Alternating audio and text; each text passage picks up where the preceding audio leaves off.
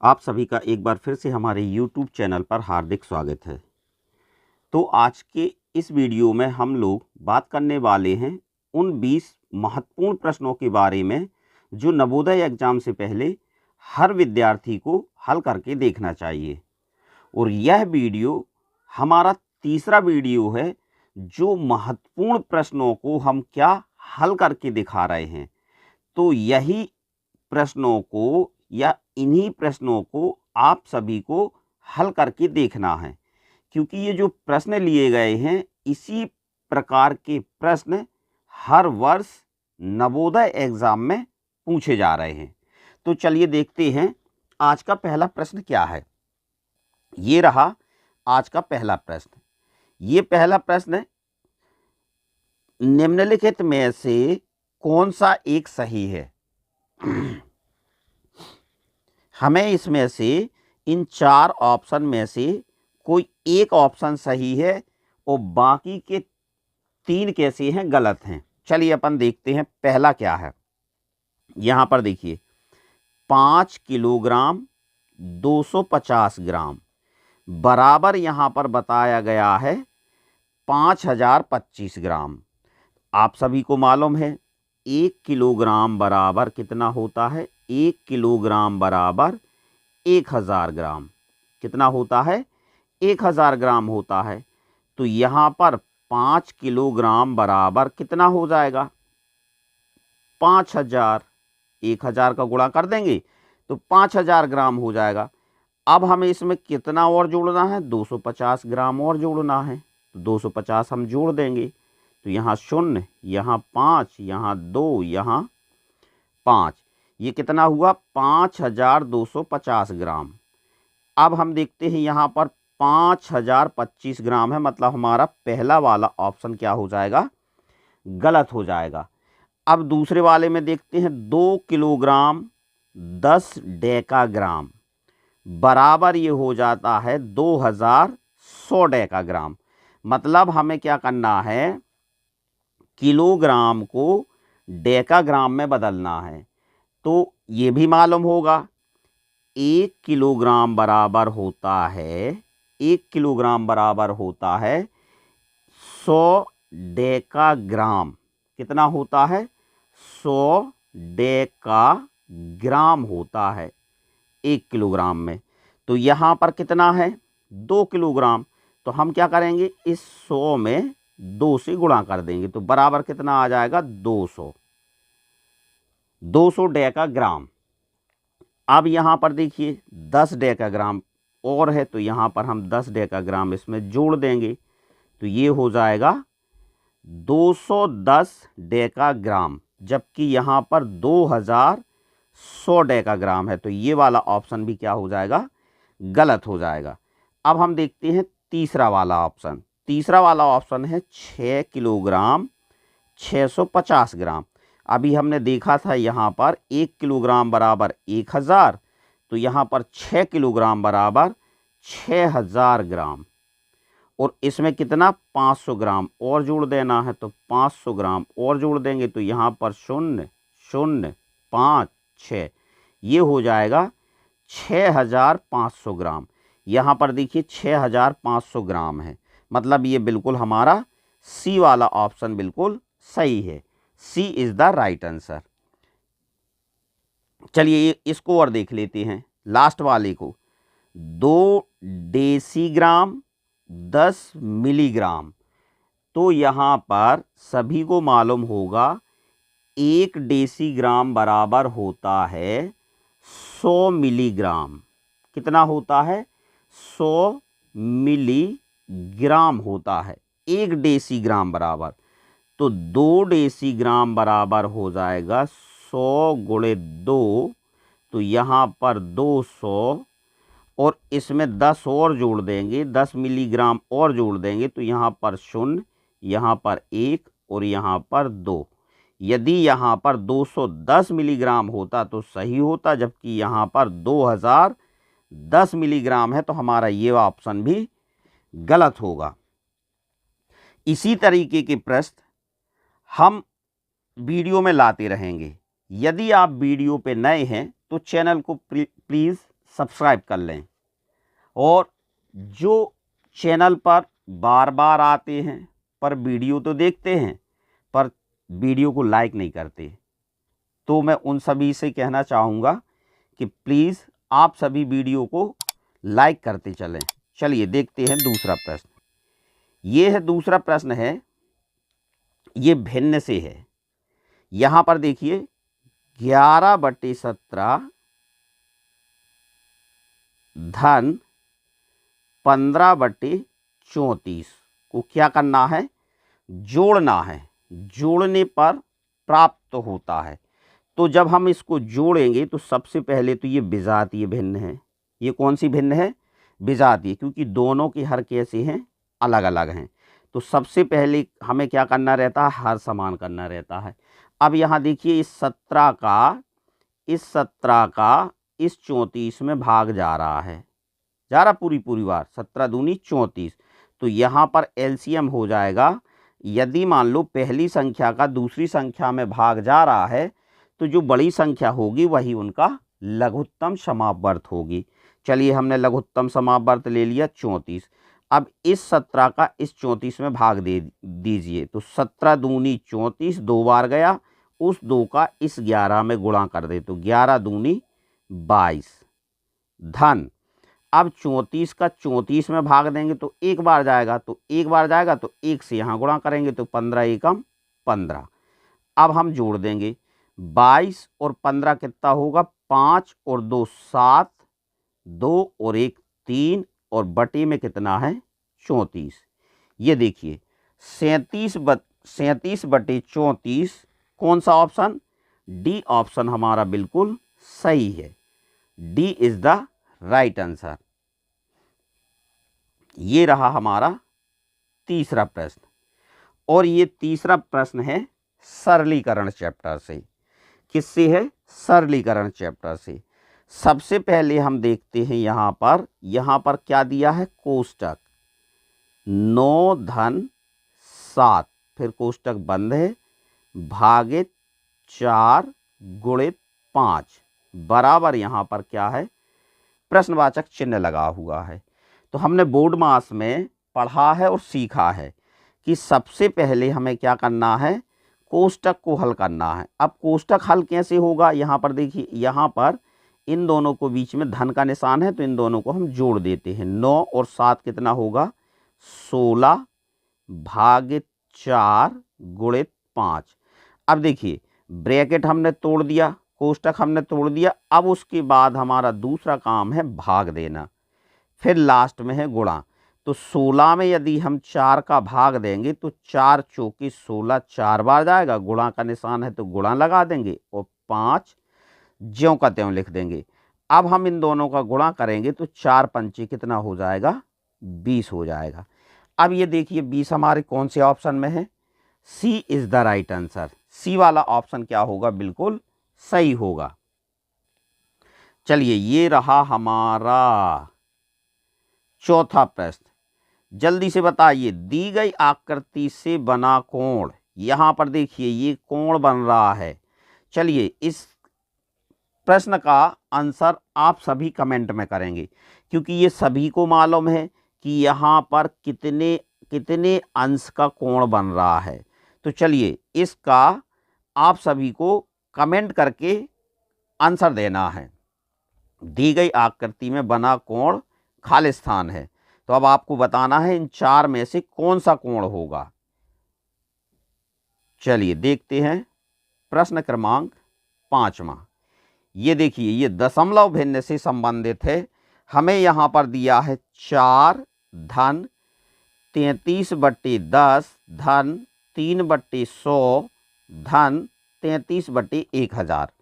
हमें क्या करना है, इन सभी को दशमलव में, इसको नहीं बदलना क्योंकि 4 तो पहले से है पूर्ण संख्या में है, केवल हमें इनको दशमलव में बदलना है। तो देखिए 4 हम ज्यों का त्यों लिख दें, धन लगा दें। ये पहला वाला लेते हैं, 33 में भाग देते हैं अपन 10 का, 10 तिया 30, 3 बार गया, घटा देंगे तो 3, यहाँ कुछ नहीं, यहाँ दशमलव रखेंगे, यहाँ शून्य आ जाएगा, 10 तिया 30। कितने बार गया?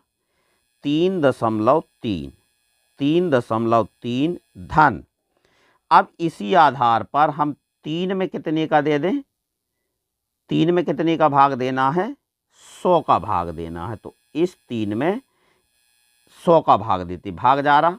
नहीं जा रहा। क्यों नहीं जा रहा? क्योंकि 3 छोटी है 100 से। तो यहाँ पर 0 यहाँ पर 0। अब देखिए, अब 30 में भाग जा रहा क्या 100 से? नहीं जा रहा। क्यों नहीं जा रहा? 30 छोटी है 100 से। तो यहाँ पर हम फिर से एक 0 रख देंगे। अब यहाँ पर एक 0 हम और बढ़ा सकते हैं। अब जा रहा 100 तिया 300, 100 तिया 300। यहाँ घटा देंगे, कुछ नहीं कुछ नहीं कुछ नहीं। कितना आ गया? 0.03। अब हमारा लास्ट का बचा है 33 में भाग देना है कितने का? 1000 का। तो 33 में जब हम भाग देंगे 1000 का, तो यहाँ पर 33 में भाग नहीं जाएगा, तो 0. अब ये देखिए, ये 330 बनी, ये 1000 है, फिर नहीं जाएगा, तो यहाँ पर हम 0 रखेंगे, यहाँ पर एक 0 फिर से आ जाएगा। अब हम 1000 की टेबल पढ़ना है और कितना? 3300 से ज़्यादा ना हो, तो कितने बार जाएगा? 1000 तिया 3000, 3 बार गया। घटा देंगे, यहाँ 0, यहाँ 0, यहाँ 3, यहाँ कुछ नहीं। अब दशमलव रखा है, यहाँ पर देखिए घटाने के बाद 300 बच रहा है। हमें चूंकि दशमलव भिन्न बनाना है, तो हम क्या करेंगे? इस दशमलव का एक 0 फिर से उतार लेंगे। तो 1000 तिया कितना हो जाएगा? 3000। कितने बार गया? 3 बार। घटा देंगे, कुछ नहीं कुछ नहीं कुछ नहीं कुछ नहीं। कितना आ गया?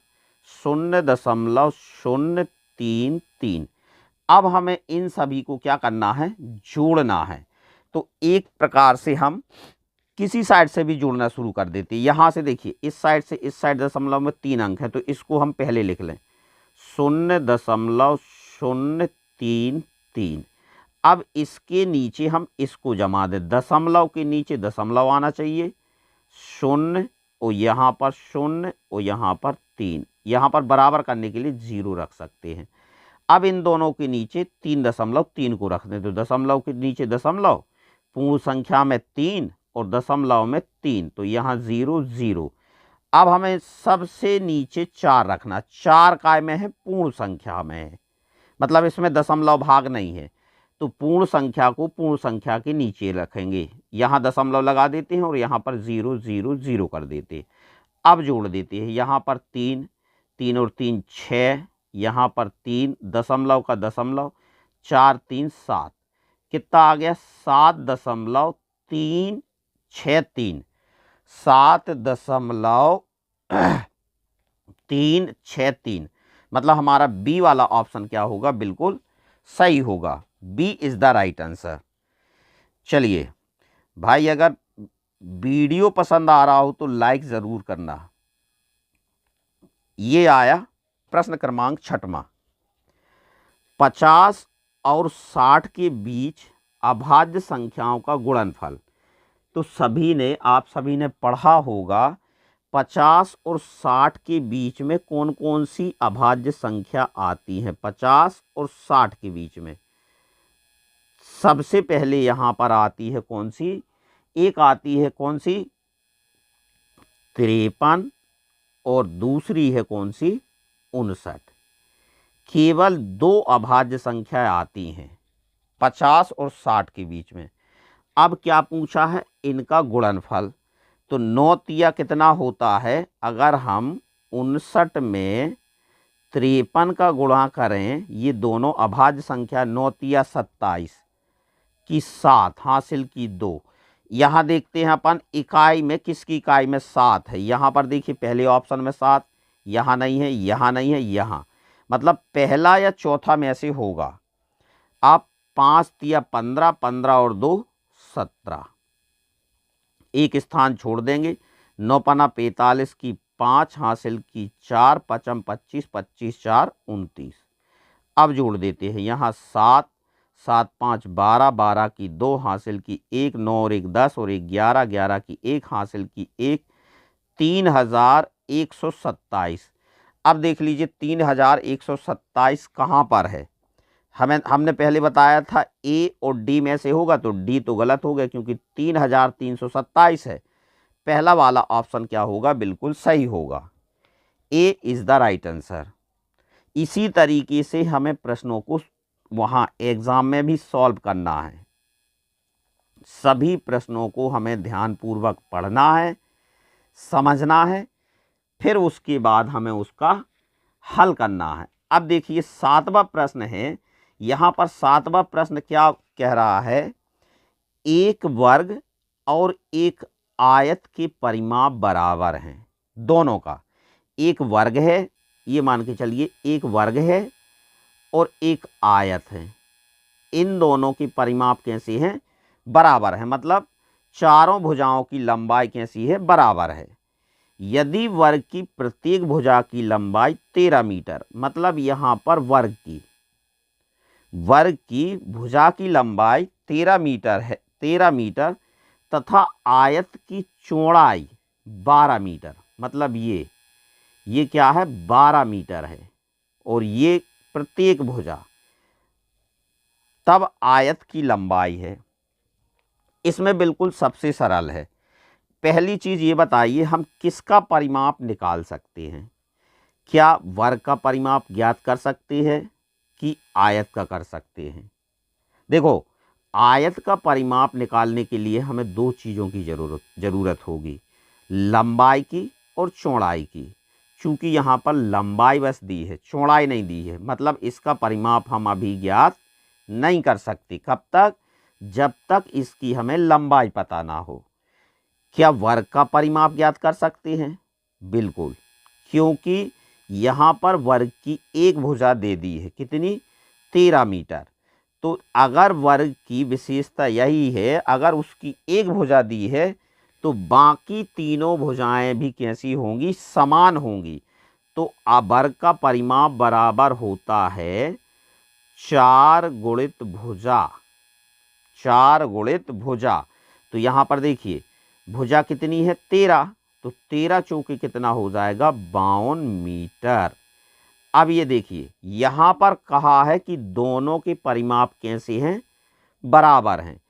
जो वर्ग का परिमाप आएगा वही आयत का परिमाप, मतलब आयत का परिमाप भी कितना हो गया, 52। तो अब हमें क्या निकालना है, आयत की लंबाई। तो यहाँ पर अपन लिख सकते हैं आयत का परिमाप बराबर, परिमाप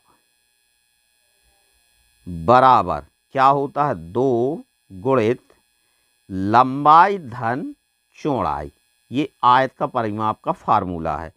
यहाँ पर कितना है, 52 बराबर 2 लंबाई धन कितनी दे रखी है, चौड़ाई 12। अब हम क्या करेंगे, 52 बराबर, यहाँ कोष्टक अलग करना है तो इसका हम गुणा कर देंगे, तो 2 लंबाई धन 12 दूनी 24। यहाँ पर अपन लिख सकते हैं 2 लंबाई बराबर 52 ऋण 24, घटा देंगे, 12 में से 4 घटाएंगे तो कितना बचेगा, 8।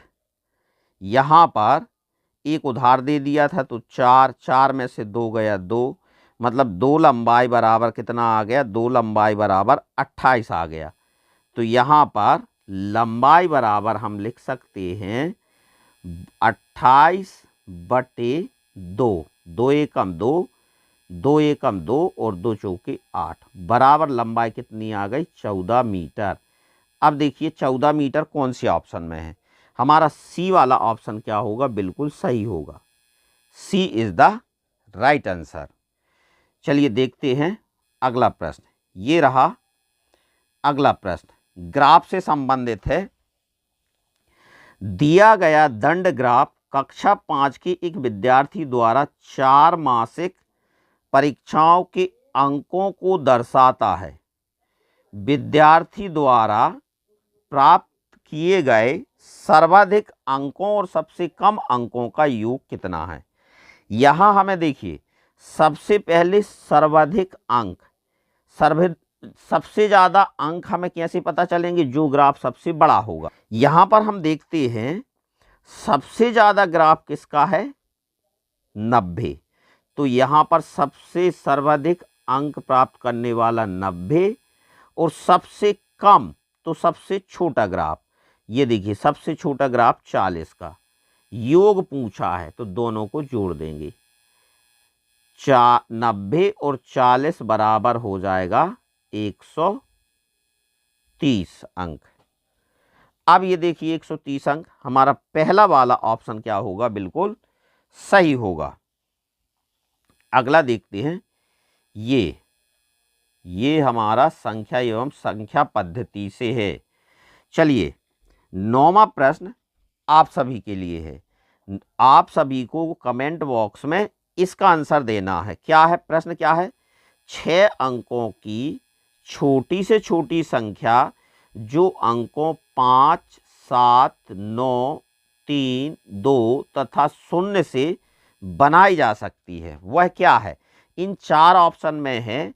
4 ऑप्शन में से जो आप बनाएंगे, रफ काम में आप जो बनाएंगे, तो आपको क्या करना है? जिस ऑप्शन में हो तो उसका आपको कैसे, सबसे पहले आपको क्वेश्चन में जब आप आंसर सेंड करेंगे तो Q9 लिखना है, फिर बराबर, या तो आप ये दे सकते हैं A, B, C, D, इन जो में से हो आप वो ऑप्शन सेंड कर सकते हैं। चलिए देखते हैं प्रश्न क्रमांक 10वां। यह है प्रश्न क्रमांक 10वां। क्या है प्रश्न क्रमांक 10वां? एक गांव की 1/3 भाग जनसंख्या अशिक्षित है। अशिक्षित मतलब पढ़ी लिखी नहीं है। यदि अशिक्षितों की संख्या 2064 है तो शिक्षितों की संख्या ज्ञात कीजिए। हमें सीधा सा बता दिया गया है कि एक गांव है और उसका 1/3 मतलब उस गांव के 3 बराबर बराबर हिस्से कर दिए जाएं। उसमें से 1/3 भाग कैसा है? अशिक्षित है। अगर मान लो हमें पूरे गांव की संख्या पता होती तो हम ये संख्या घटा देते, 2064 हम घटा देते। जैसे ही घटाते तो हमें कौन सी संख्या मिल जाती? शिक्षितों की, जो पढ़े लिखे हैं। क्या हमें यहाँ पर पूरे गांव की जनसंख्या प्राप्त हो सकती है? हाँ, यहाँ पर देखिए ये कहा गया है कि 1/3 भाग अशिक्षित है और इसी भाग के बराबर ये 2064 है। तो अपन यहाँ लिख सकते हैं चूंकि 1/3 भाग बराबर 2064, इसलिए 1 भाग बराबर 2064 गुणित 3। अब इसका इसमें गुणा कर दो, तीचों की 12, 12 की 2 हासिल की 1, तीछिंग 18, 18 और 1 19, 19 की 9 हासिल की 1, 3 शून्यम 0 तो हासिल की 1 आ जाएगा, 3 दूनी 6। उस गांव की कुल जनसंख्या हमें पता चल गई है, कितनी है? 6192। अब हमें कौन से? शिक्षित लोगों की। देखिए ये कुल संख्या है और ये कौन से हैं? अशिक्षित लोग हैं। तो यहाँ हमें शिक्षित लोगों की संख्या निकालना है। तो शिक्षित लोग बराबर 6192 ऋण 2064। अब हम क्या करेंगे? इसी में से 2064 को क्या कर देंगे? घटा देंगे। तो यहाँ पर 12 में से 4 को घटाएंगे तो कितना बचेगा? 8। फिर यहाँ बचा 8, 8 में से 6 को घटाएंगे बचेगा 2, यहाँ पर 1 और यहाँ पर 4, 4128 शिक्षित लोग हैं। 4128 लोग हैं और ये हमारा पहला वाला ऑप्शन क्या है? बिल्कुल सही है। चलिए प्रश्न क्रमांक देखते हैं 11वां। 10वां के बाद 11वां। दो संख्याओं का योग 1050 है। यदि एक संख्या दूसरी संख्या से 240 अधिक है तो दूसरी संख्या क्या होगी। सबसे पहले हम क्या करेंगे, यहां पर अपन मान लेते हैं, माना पहली संख्या बराबर x, ये पहली संख्या हो गई, ठीक है। तो दूसरी संख्या, यदि एक संख्या दूसरी संख्या से यहां पर देखिए, सबसे पहले एक संख्या दूसरी संख्या से 240 अधिक है, मतलब हमें पहले यहां पर दूसरी संख्या माना दूसरी संख्या बराबर x, तो पहली संख्या क्या हो जाएगी, पहली संख्या हो जाएगी x धन 240। ये दूसरी संख्या है और ये पहली संख्या है। यदि एक संख्या दूसरी से, अब दूसरी से 240 अधिक है, फिर क्या दिया है, योग भी दे रखा है। अब हम इसको सॉल्व करेंगे। योग करने पर जब हम इनको जोड़ेंगे तो हम इनको ऐसा कर सकते हैं, x धन ये वाली x धन 240 बराबर कितना आता है, 1050। अब हम इनको क्या करेंगे, जोड़ देंगे, इसको जोड़ देंगे तो 2x धन 240 बराबर 1050। तो अब 2x बराबर, हमें ये पक्षांतर करना पड़ेगा, 2x बराबर 1050 ऋण 240। अब 1050 में से हम 240 को क्या कर देंगे, घटा देंगे। 1050 में से 240 को घटा देंगे, घटाए तो यहाँ पर क्या आया, 0, यहाँ पर आया 1, और 10 में से 2 गया 8। तो यहाँ पर हमें प्राप्त हुआ 2x बराबर 810। तो x बराबर हम लिख सकते हैं 810/2, 2 एकम 2, 2 चौके 8, और यहाँ पर देखिए अब भाग नहीं जा रहा तो यहाँ पर 0 रखेंगे, और 2 पंचे 10, मतलब x बराबर क्या आ गई, 405। और x हमने क्या मानी थी, दूसरी संख्या, यहाँ पर दूसरी संख्या ही पूछी थी, तो दूसरी संख्या बराबर कितनी आ गई हमारी, 405। और बी वाला ऑप्शन क्या होगा हमारा, बिल्कुल सही होगा, B is the right answer. चलिए प्रश्न क्रमांक देखते हैं, ये भी बिल्कुल सरल है, ये आप लोगों को बताना है। एक न्यून कोण की माप खालिस्तान होती है। पहला ऑप्शन है 90 अंश से अधिक तथा 180 अंश से कम। बी ऑप्शन है 0 अंश से अधिक तथा 90 अंश से कम।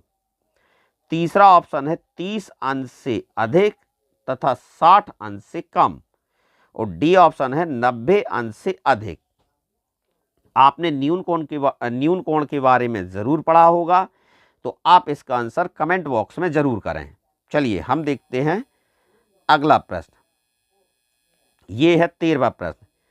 सबसे छोटी अभाज्य संख्या, तो सबसे छोटी अभाज्य संख्या 2 तथा 2 अंकों की सबसे बड़ी अभाज्य संख्या का योग, तो 2 अंकों की सबसे बड़ी अभाज्य संख्या है 97।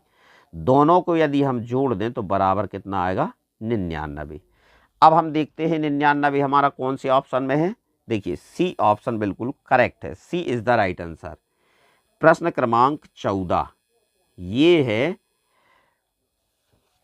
प्रश्न क्रमांक 14। यदि 4 घंटियां परस्पर 10 मिनट, 18 मिनट, 24 मिनट और 32 मिनट बाद बजती हैं, यदि उन्हें एक साथ बजाकर छोड़ दिया जाए तो फिर पुनः वे एक साथ कितनी देर बाद बजेंगी। इस तरीके के प्रश्नों को सॉल्व करने के लिए सबसे सरल तरीका ये है, जो यहाँ पर जो मिनट दिए गए हैं इनका निकाल दीजिए एलसीएम। क्या निकाल दीजिए, लघुत्तम समापवर्त। सभी का हम क्या कर रहे हैं, 10, 18, 24 और 32, इनका हम क्या निकाल दें, लघुत्तम समापवर्त निकाल दें। 2 से दे दें, 2 पंचे 10, 2 इनाम 18, 2 बारम 24 और 2 16 32, फिर 2 से दे देते हैं, 5 की 5, 9 की 9, 2 6 और 2 अट्ठे, फिर 2 से दे देते हैं, 5 की 5, 9 की 9, 2 तिया और 2 चौके। फिर यहाँ अपन देखो, यहाँ अब ज़्यादा हमें जल्दी से जल्दी करना है, ये अभाज्य संख्या आ गई, ये भी अभाज्य आ गई, तो यहाँ हम 3 से दे सकते हैं, 5, 3 त्रिका, 3 एकम और 4 की 4 4। अब ये अभाज्य संख्या, ये भी अभाज्य, ये भाज्य, तो अब हम यहाँ आपस में गुणा भी कर सकते हैं। देखिए यहाँ पर आ जाएगा 4 तिरी 12, 12 पंचे 60 और 60 तिया हो जाएगा 180। ये 180, 180 दूनी 18 दूनी 36, 18 ती 54 और 18 चौके 72, मतलब 720 आ गया एलसीएम। इन सभी के साथ में क्या लगा था? मिनट लगा था। क्या लगा था? मिनट लगा था।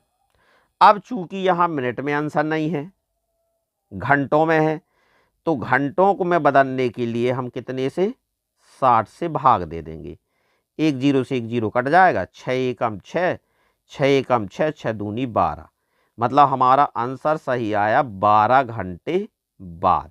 और कौन सा option? A is the right answer.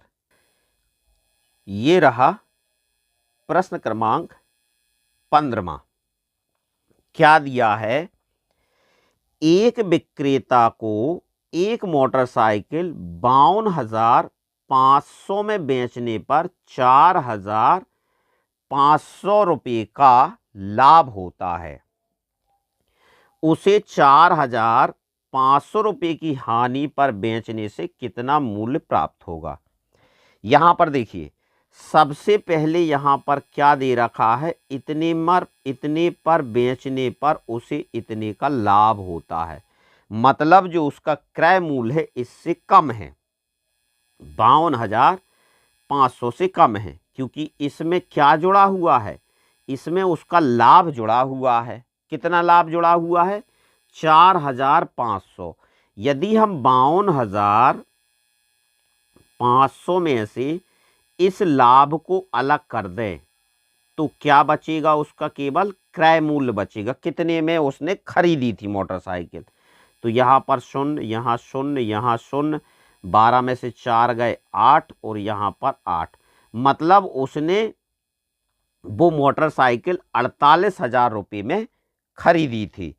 अब यहाँ पर देखिए, उसे 4,500 रुपये की हानि पर बेचने से कितना मूल्य प्राप्त होगा? अब ये तो खरीदी उसने 48,000 की, पर उसे 4,500 रुपये की हानि पर बेचना है, तो 4,500 इसमें से और घटा दीजिए, तो शून्य शून्य, 10 में से 5 गए 5, यहाँ 7, 7 में से 4 गए 3 और यहाँ पर 4, उसे कितना मूल्य प्राप्त होगा? 43,500 प्राप्त होगा।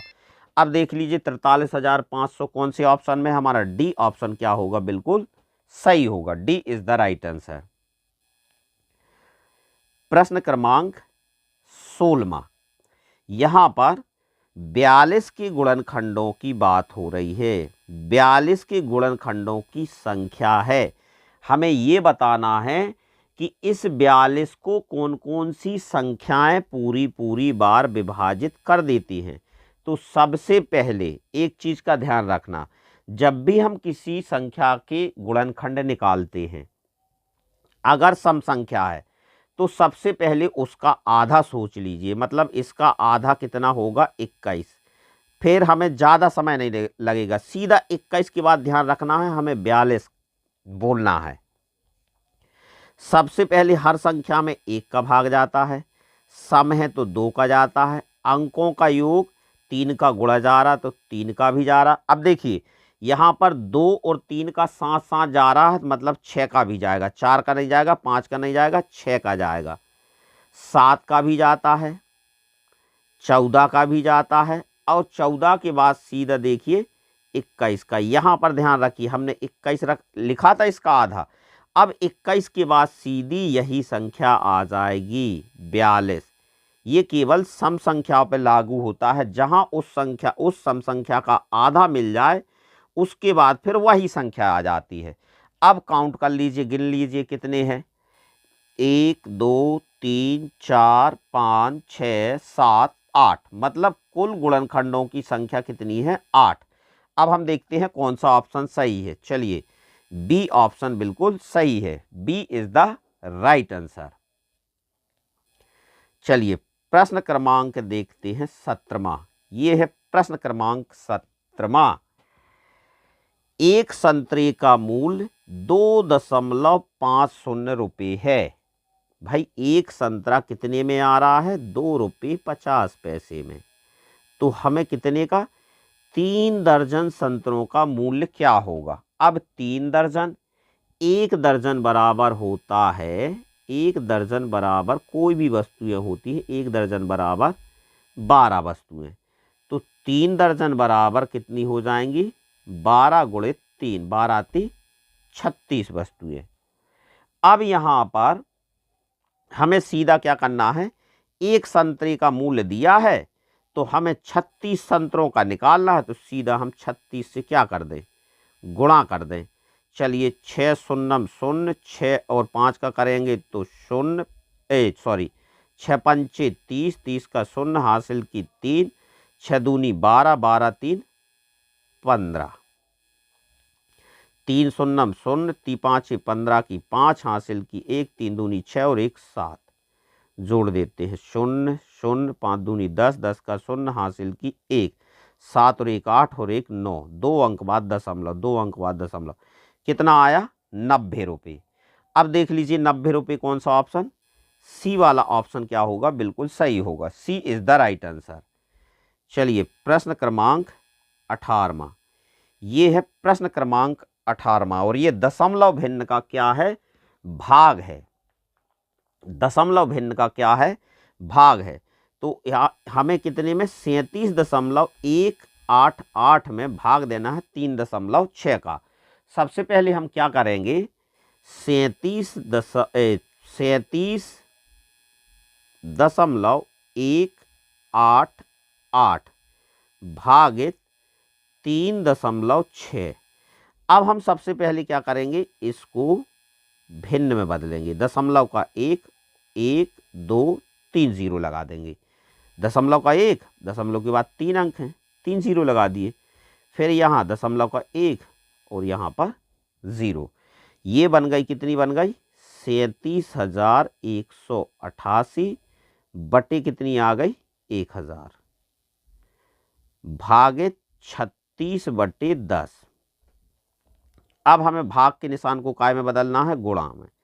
तो यहाँ अपन लिख सकते हैं 37,188 बटे 1000, भाग के निशान को गुणा में, तो ये भिन्न पलट जाएगी 10/36, 1 0 से 1 0 कट जाएगा। अब सीधा देखो, कट तो रही है पर टाइम ज़्यादा लगेगा, तो हम यहाँ पर अंश का अंश में गुणा कर दो, तो 37,188 बटे इस 36 का इस 1 में कर दो, तो 36 एकम 36 और 2 0 लगा दो। अब हमें भाग देना है 37,188 में कितने का? 3,600 का। कितने बार जाएगा? कितने बार भाग जाएगा? अगर हम यहाँ पर देखिए 1 2 3 4, 1 2 3 4, 4 अंकों में दें तो चला जाएगा, एक बार चला जाएगा। 3,600 एकम 3,600। अब यहाँ पर घटा दीजिए 8, यहाँ पर 1, यहाँ 1, यहाँ कुछ नहीं, अंक उतारेंगे कितना? 8।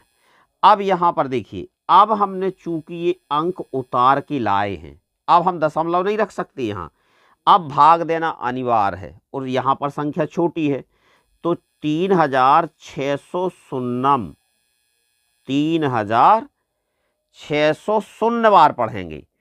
तो अब यहाँ पर शून्य बार पढ़े, घटा दीजिए 8 8 1 और यहाँ पर 1। अब हम क्या करेंगे? यहाँ पर दशमलव रखेंगे और यहाँ पर 0 रखेंगे। अब ये 11,000 बन गई। कितनी बन गई? 11,000 बन गई। ये 3,000 है, तो कम से कम कितना? 3 बार तो जाएगा, 3 × 9, तो 3600 में हम 3 का गुणा करके देख लें। 3 शून्य 0, 3 शून्य 0, 3 18 की 8, हासिल की 1, 3 तिरका 9, 9 और 1 10। कितना आ गया? 10,800। घटा दीजिए कितने बार? 3 बार। यहाँ पर 0, यहाँ 8, यहाँ पर कितना? 0, यहाँ पर 1, यहाँ कुछ नहीं। अब दशमलव रखा है, हम फिर से एक 0 उतार सकते हैं।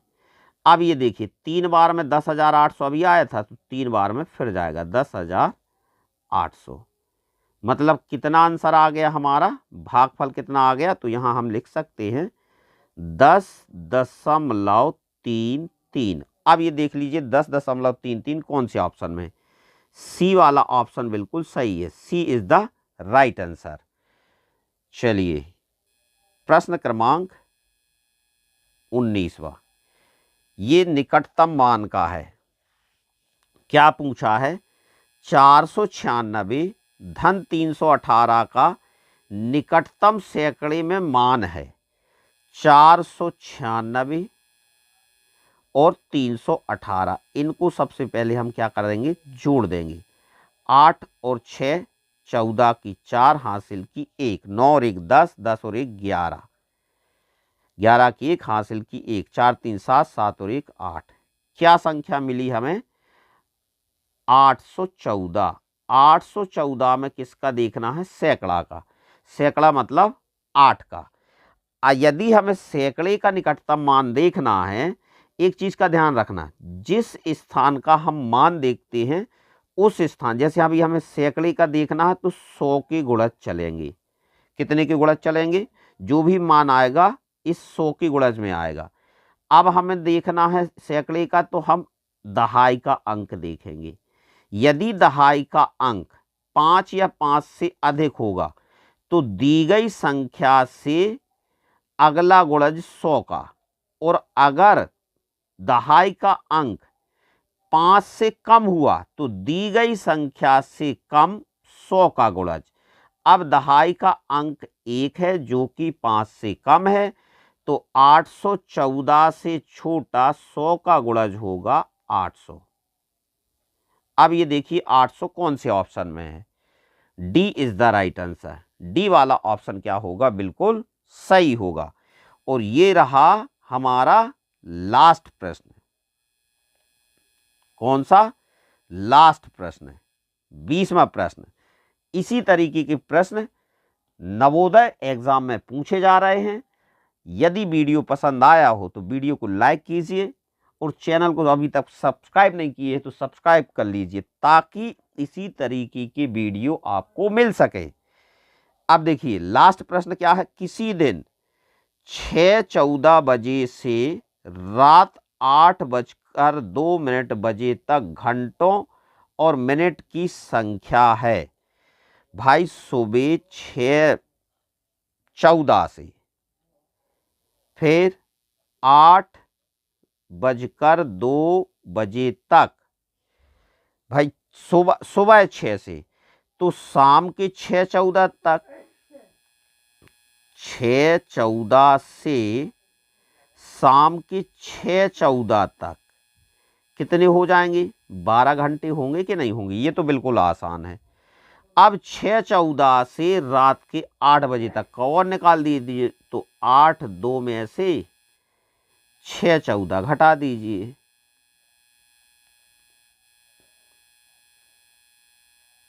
यहां पर देखिए घट नहीं रहा, तो 1 घंटा यहां उधार दे दीजिए, तो ये हो जाएगा मिनट। 60 और 2 62 मिनट हो जाएगा। कितना हो जाएगा? 62 मिनट। और यहाँ पर 7 घंटा बचेगा। अब घटा दीजिए, यहाँ 12 में से 4 गया तो कितना बचेगा? 8। और यहाँ पर एक तो उधार दे दिया था, यहाँ 5, फिर 5 में से 1 गया तो कितना बचा? 4। और यहाँ पर कितना? ये तो क्या दे दिया था? उधार दे दिया था यहाँ, तो यहाँ पर बचा 1 घंटा 48 मिनट, और 12 घंटे ये आया था, तो 1 घंटा 48 मिनट में हम 12 घंटा और जोड़ देंगे, तो बराबर यहाँ पर कितना आ जाएगा? 8 4 3 1 13 घंटे 48 मिनट। कुल हमारा जो समय आएगा वो 13 घंटे 48 मिनट, और हमारा कौन सा पहला वाला ऑप्शन क्या होगा, सही होगा।